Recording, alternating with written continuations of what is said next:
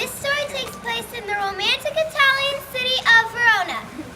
The Montagues and the Capulet families, to which the young ill-fated lovers had a long-running feud between them.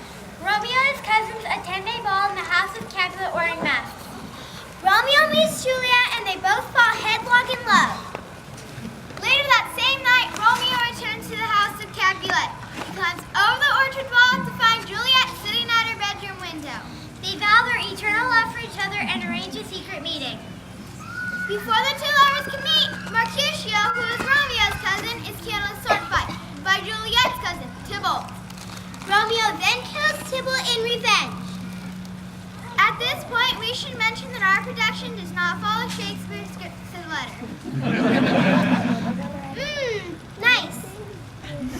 You might find some of the scenes of disturbing nature, particularly if you are squeamish, or especially if you don't like soppy love stories. Please turn off all mobile phones as some of the actors mess about with sharp swords.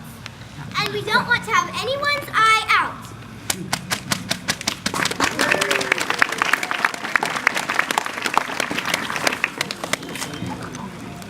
This tale comes from Verona. It is Faire city. The story's a sad one, and the ending isn't pretty.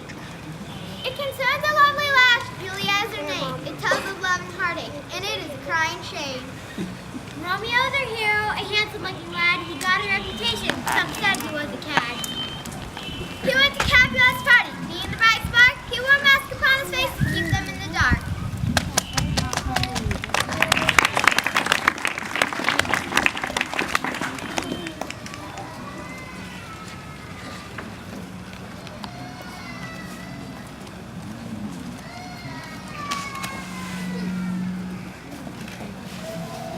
Romeo was returning from a net on the town. Mercutio was wondering why his mate was looking down. Are you ill, my Romeo? You do not look too well. Do those back to me with your eyes have a tale to tell? Mercutio, I'm miserable. I'm someone you should shun. The girl I worship and adore just wants to be a nun. Wants to be a nun, you say? She can't be worth that much. If I were you, my Romeo, I'd kick her into touch. But she's a real stunner with hair of gold and silk, eyes as blue as sapphires, skin as pure as milk. Who's this girl you speak of? Do I know her name? If you ask me, she sounds a royal pain. I'm sure you do not know her. They call her Rosaline. I would be a lucky bloke if I could call her mine. My friend, you must forget her. Listen well to me. Cast your net more widely. There's more fish in the sea. More fish in the sea, you say? That I do not doubt. But I want an angelfish, not some old battered trout. We're going to a party thrown by Capulet. There'll be tons of foxy ladies there will solve your problem yet. We cannot go to his house, a man whom we despise, not unless we wear a mask upon our face and go there in disguise. So they made arrangements to sneak into the hall to catch Old Cat's party and enjoy the ball. Being such a swell occasion, no doubt it would be full, and our lovelorn hero could in fact pull.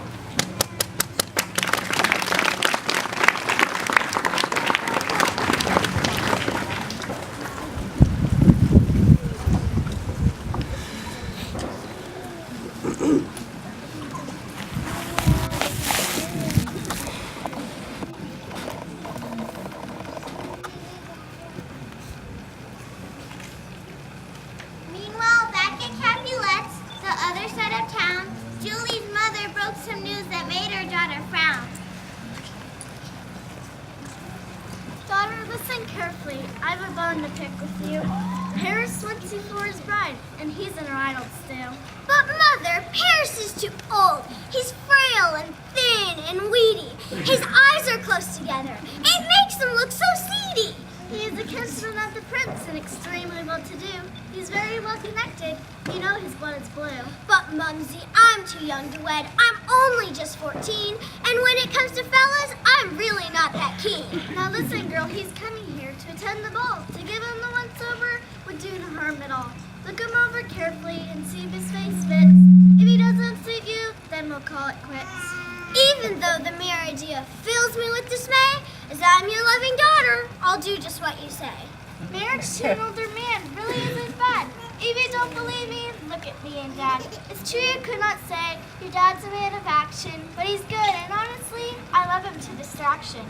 But I want a man who's young and strong and brave, not a windy codger with one foot in the grave. Don't be too hasty. Wait until tonight. I promise you he won't look bad. Well, not in candlelight.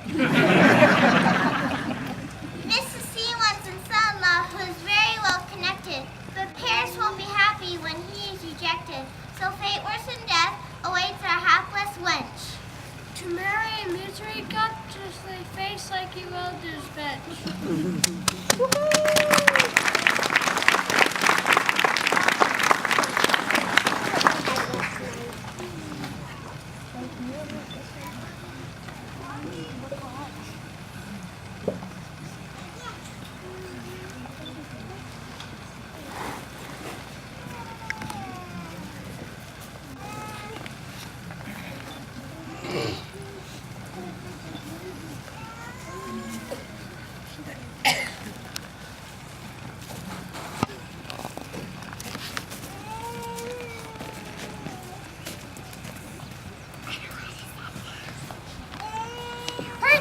Friend, who is that maid? Her lips are full and sweet. Can you introduce me to that girl I'd like to meet?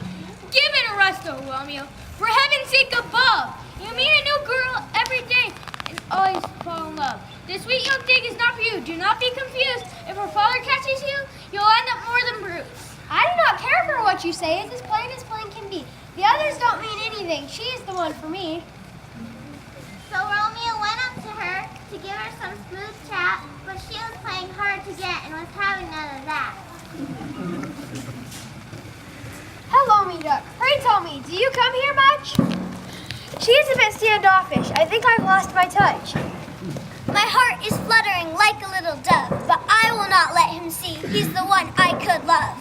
Julie, when you smile at me and your lashes flutter, my knees, they go all wobbly and my heart melts just like butter. Flattery, my Romeo, won't get you very far.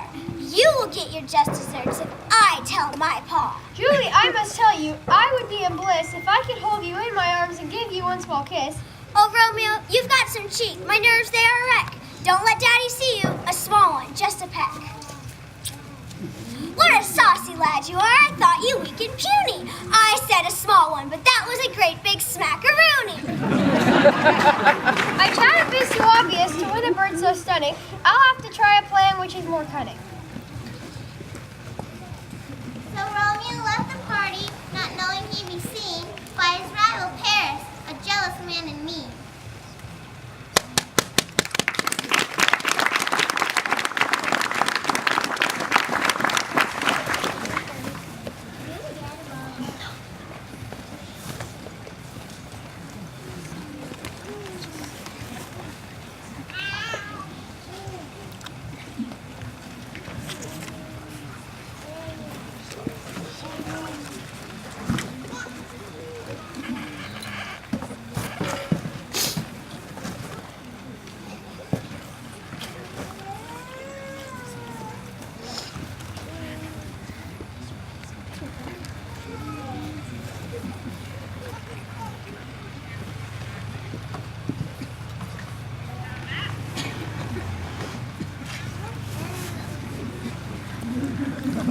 That night, he climbed over the orchard wall. He had a head for heights. I've had a bit of trouble and got ladders in me tights. He stumbled around the garden to find his one true love and spied a candle flickering in the window up above. The girl was fondly dreaming of her new fun beau. A dude like him is hard to find. He's really cool, you know. He heard her voice lisping. Oh, Romeo, my love is true. So he cried. I'm here, me duck, and I don't half fancy you. Don't yell so loud, my Romeo, or you will get a flogging. Then meet me in the graveyard, Chugs, and we can do some snogging. Oh, Romeo, to see you, I couldn't be much gladder. But if we were going to elope, you should have brought a ladder. I'll meet with you tomorrow night. I can't resist your charms. I shall not get a moment's rest till I am in your arms. Julie, Julie. Julie, you should be in bed. It's very nearly done. Who is that you're talking to down there on the lawn? I hope it's not that saucy lad you're kissing at the ball. If your daddy catches you, he won't be pleased at all. Don't be silly, Nursey. There was no one there. I was only humming as I brushed my hair. So what did you think of Paris? Was he out to scratch? I think you ought to marry him to be a perfect match. I prefer that Romeo. He's tall and smooth and hunky. Paris is too old for me. He looks just like a monkey. Come on now, girl. It's getting late. You should be in your car. If you stay up any later, you will get me shot. Farewell for now, sweet lover. I'll see you soon, I swear. But only if you promise your wedding ring I'll wear. I know you are a good girl with innocence and virtue. I promise you, my sugar love, I never will desert you. So they went their separate ways, dreaming of tomorrow. Not suspecting it would bring much sadness, grief, or sorrow.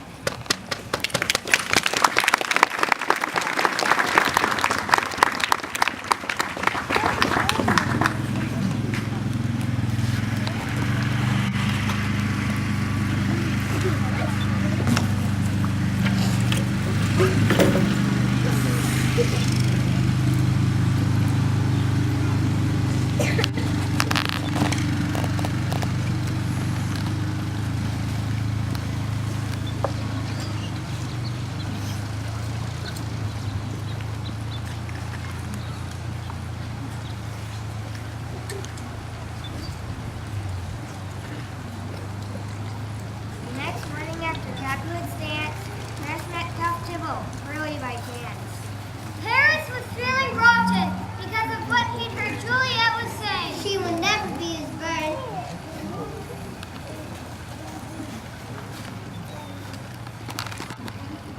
Tybalt, this must be the worst day of my life. The fair Juliet is saying she will never be my wife. What makes you think she's not that keen? The fair sex and Solomon saying what they mean. Last night at the ball, I think, no, I am certain, she was snogging Romeo behind the velvet curtain. That's the problem to a man like you. Pick a fight and run him through. She'll soon forget him. Have no fear. With Romeo dead, your path is clear.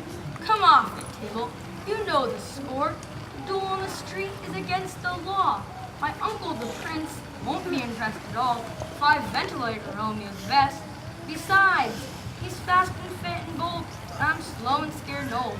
The way that he can thrust and jab will end up like a shish kebab. Don't worry, Paris. For a price, I'll cut up Romeo slice by slice. I really do dislike that creep. So, my friend, I'll do it cheap. Trust me, Paris. You can depend on Romeo meeting a sticky end. Have no fear. I'll keep my word. Juliet will be your bird. So Paris and cruel Tybalt now had a cunning plan, and all the dreams of Romeo were going down the pan.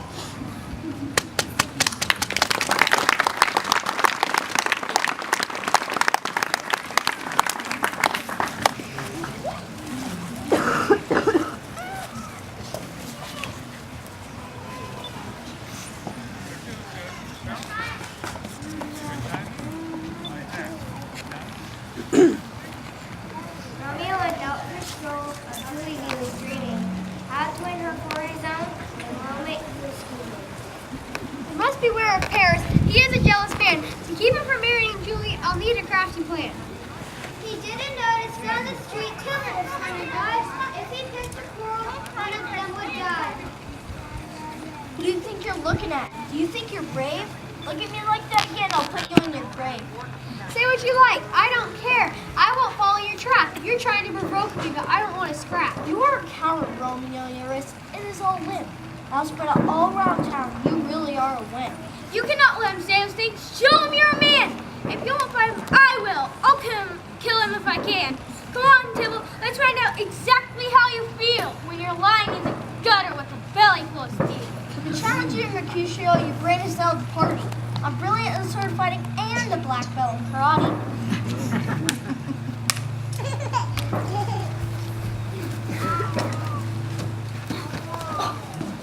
Oh, Romeo, I'm wounded.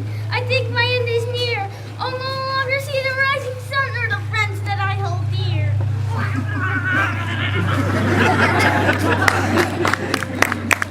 Now,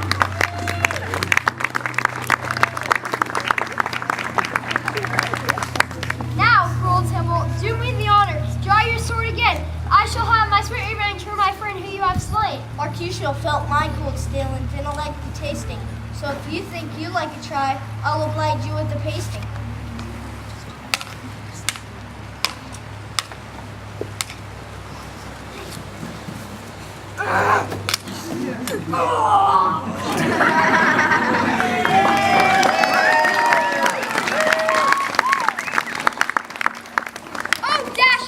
What have I done? I'm in big trouble. I bursted Tybalt's bubble, and my crime is revealed. There'll be a dreadful row. Well, Capulet will never let me marry Julie now. So Romeo fled the scene of his awful crime. When they caught him, he'd be serving time. Even though he had displayed bravery and courage, it wouldn't do him too much good. When he was doing porridge, he had to find his girl and flee to another land. Meet her at the graveyard, just as they had planned.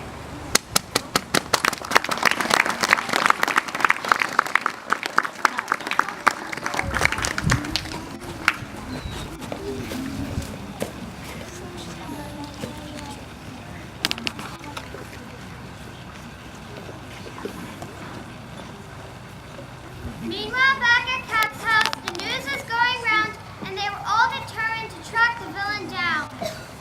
Juliet just that crime. She heard the allegation. Romeo was the killer, much to her consternation. She knew that their relationship was now dead in the water. Old Capulet would never let a Montague wed his daughter. She went to see a wise old monk to ask for his advice and told him her dilemma with a summary concise.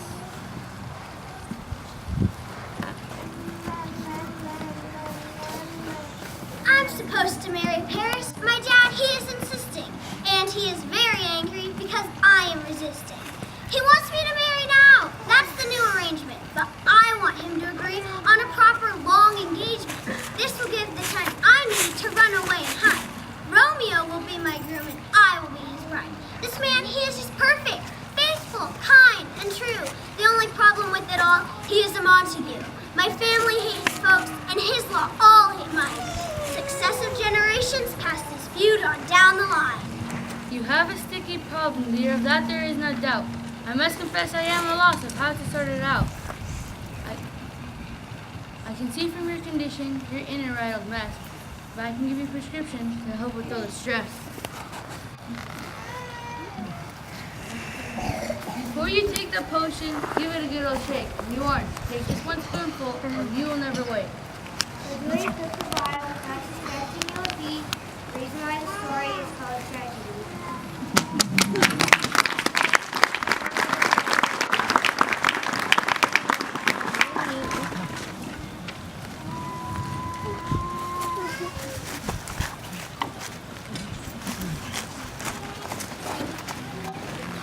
She was early for the meeting and feeling agitated, took a small sip from the bottle, then lay down and waited.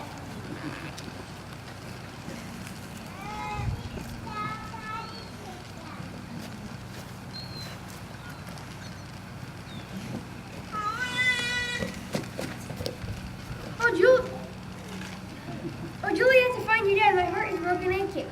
What is this? Can fever only faking? I lay down here to have a kip because I was feeling sleepy.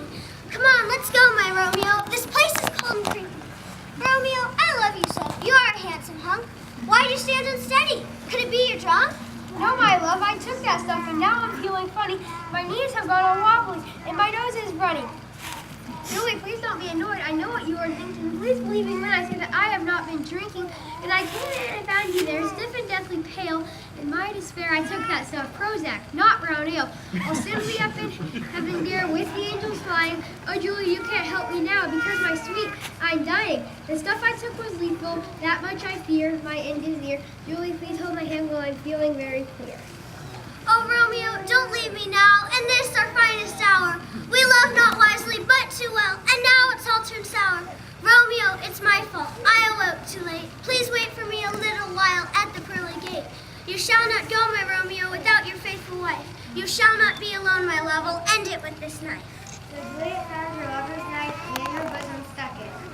Let out a most horrific yell, fell down. Ah!